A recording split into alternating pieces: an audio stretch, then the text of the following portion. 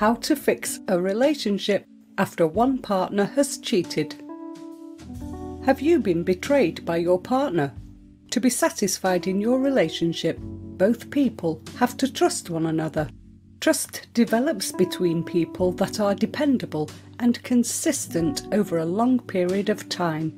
If this trust is broken, both members of the partnership have to want to repair it and work to repair it. If you both agree to work on your relationship after a betrayal, it is possible you will end up with a stronger, more fulfilling relationship than before. Number 1. Acknowledging the infidelity. Decide how you feel. To fix a relationship, you must be motivated to fix it. Ask yourself if you actually want to save the relationship or end it. Consider these questions to guide you through your thought process. Is this the first time my partner has betrayed my trust? Is this relationship important enough to fight for? Do I want to stay in this relationship even if some things change and it doesn't go back to exactly the way it was? Number 2. Decide others' opinions' significance. You may have to consider that other people in your life know about the infidelity: children, family members, co-workers or friends. You get to decide how important their opinions are to your personal relationship. Know that it may be harder to move on from the infidelity based on how it was discovered. This will help you decide how to move forward or what aspects of your relationship are important to you in the future. If you have children, it may be very important to them if one of their parents is an adulterer. Think about what values you want to teach your children. You can tell others that your personal life is none of their business or is private. It might feel like everyone but you knew, yet that might not necessarily be the case. Number 3. Express your feelings. Tell your partner exactly what it was that hurt you and what you need them to do if you are to ever trust that person again. Your partner must know why you want to trust them and why they need to be trustworthy.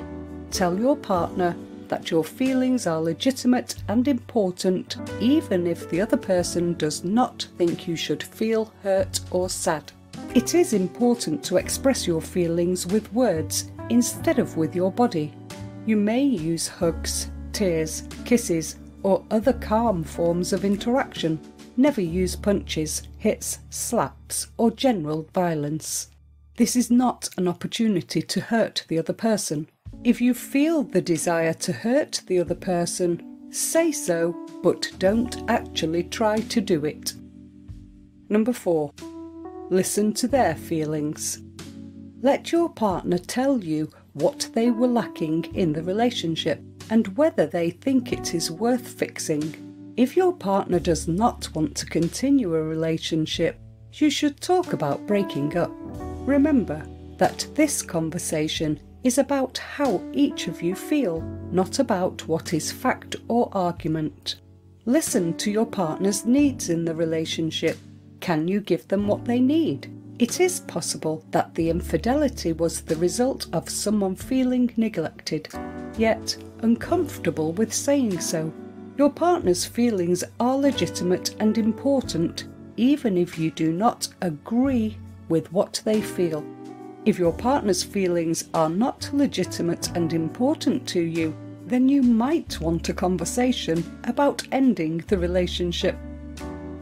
Number 5. Take responsibility. Each of you must take responsibility for your past actions, both good and bad. You cannot fix something if no one takes ownership and accountability for fixing it. Responsibility is key in being able to improve your actions moving forward. Acknowledge that you can have a certain effect without intending to or being aware of that certain effect. There is a phrase, "It takes two to tango." If it seems like your partner is completely at fault for something, look for other factors or reasons beyond your one partner. Rarely is one person truly to blame completely for a relationship issue. Number 6. Imagine a secure relationship. What would it take for you both to be happy and trusting of one another? What steps and actions can you each take to get there? Answering these questions will help you decide how each of you should act moving forward. Write down 5 important things that you think should happen so that you have a secure relationship. Number 7. Consider an expert. If your relationship issues seem to be impossible, yet you still want to solve them, you are not alone, especially if an outside factor is complicating your betrayal. It can be helpful to seek professional advice or guidance on how to improve your relationship. Experts include marriage counsellors, therapists, family psychologists, sex therapists, or certain community leaders like priests.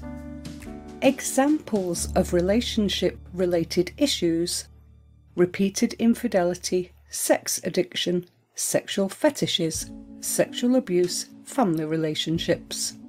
Examples of other issues that can affect your relationship: substance abuse or addiction, financial problems, legal problems, and health issues.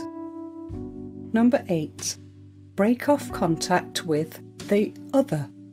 Tell your partner they must not see the other woman or man, and they must break all contact with the other person.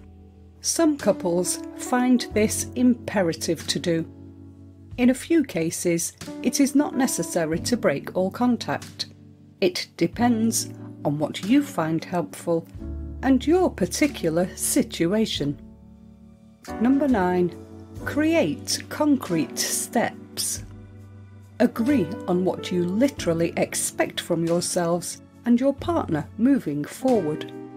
Consider starting from the very foundation of your relationship and discussing every aspect so that nothing is left assumed. On the other hand, consider thinking about what you find the most frustrating and start taking measures to address those first. Examples of concrete steps: giving you access to their phone, or calling and checking in at night. You might each be taking different steps, but towards the same goal. Or you might help one another take steps and do each step together. It may help to write these down, similar to rules in a classroom, and sign your names at the bottom like a contract. Number 10. Create an atmosphere of accountability. Your partner can be held accountable for their behaviour by accounting for how they spend their time and being transparent and willingly offering information before being asked. Your partner should make a promise to do better, but know that a promise or apology alone will only restore trust short term. Set up ways to be held accountable for the future actions. For example, if your partner does not give you access to their phone one night, you have a setup protocol or discussion to handle it already. This kind of contingency planning allows for the concrete steps to have some flexibility. You can show that you are trying, even if you sometimes break a rule or fail to take a step. Ultimately, you and your partner should each be accountable for communicating and being trusting of one another. Have a way to talk about if you think one person is not being held accountable. A promise to do better works in the short term, but must be kept in the long term in order to have value and rebuild trust. Number 11. Express your feelings more frequently. Infidelity is often correlated with emotional distance between you and your partner, and one way to avoid the urge to cheat in the first place is to remain emotionally close. Is it possible that you and your partner had difficulty sharing emotions in the past? In the future, learning to share your feelings effectively may open up the possibility of sharing with your partner your desire to cheat before cheating. Consider talking openly with your partner in the future about your experiences and perspective on commitment. To avoid making someone else feel attacked or hurt, start your sentences with "I feel that." This makes it clear that you feel a certain way and are not arguing or stating something as a fact. Number 12. Look past anger. Give yourself permission to move on. Remember that you might feel sad or angry now, but you won't feel this way forever. Don't bottle your anger up inside, but address it. Work on letting go of the pain while remembering the lessons you've learned. If you are angry at your partner, but your partner doesn't know why, you should tell your partner. Resist the urge to throw the betrayal in your partner's face during arguments. Doing this will only hurt your trust for one another and keep you both from moving past the betrayal. Number 13. Exercise trust. To move forward in your relationship, you must have a nugget of trust between the two of you. Don't look for clues or evidence that they are cheating again. Being able to forgive your partner and move past this hurdle will strengthen your relationship in the long run. Trust your partner to uphold their end of whatever rules, boundaries, or effort you decided to put into effect. If you said so, trust them to bring up any issues they have. It may seem scary to trust someone to do exactly what they failed to do last time, but there is no alternative that leads to building a trusting relationship again. Trust yourself. If you do not feel comfortable, figure out why. If you feel like you cannot trust the other person, address it instead of ignoring how you feel. Number 14. Empathize with your partner. Part of forgiveness is seeing your significant other as a whole person again and in a positive light, rather than thinking of them just as someone who acted in a way that hurt you. You want to see your partner as vulnerable and capable of being hurt, instead of thinking of them as malicious. Exercises like role reversal and role play can help you empathize with the other. Try thinking about what it's like to be in their shoes, or try speaking to each other as the other person. Number 15. Ask what they want. Betrayal does not at all mean you're unworthy, or that the betrayal was your fault. Yet, it is possible that someone betrayed you because they didn't know how to ask for something they needed. Ask your significant other to tell you ways to make the relationship better. Be open to suggestions about how to improve and strengthen your relationship. Start your sentences with "I feel that," to avoid making someone else feel attacked or hurt. This makes it clear that you are experiencing something and are not arguing or stating something as a fact. Mirror what the other person said. Mirroring is when you repeat what you heard the other person say to validate their perspective and ensure you are both on the same page. Number 16. Be around friends and family. Surround yourself with people who love you and who will help you feel good about yourself. Getting social support from others in the maintenance of your relationship will help you move forward. Feel free to tell others that your private relationship is none of their business. People who care about you will respect your boundaries. Get social support from those whom your significant other trusts and believes in. Sometimes the people you seek support from can be part of the problem for your significant other. Number 17. Consider an expert. If you have been trying to solve your relationship on your own and it's not working, an expert is likely to have seen couples like you before, especially if an outside factor is complicating your betrayal. It can be helpful to seek professional advice or guidance on how to improve your relationship. Experts include marriage counsellors, therapists, family psychologists, sex therapists, or certain community leaders like priests. Examples of relationship-related issues: repeated infidelity, sex addiction, sexual fetishes, sexual abuse, family relationships. Examples of other issues that can affect your relationship: substance abuse or addiction, financial problems, legal problems, and health issues. Number 18. Act on love. Focus on showing your partner that you still love them and accepting their acts of love as well.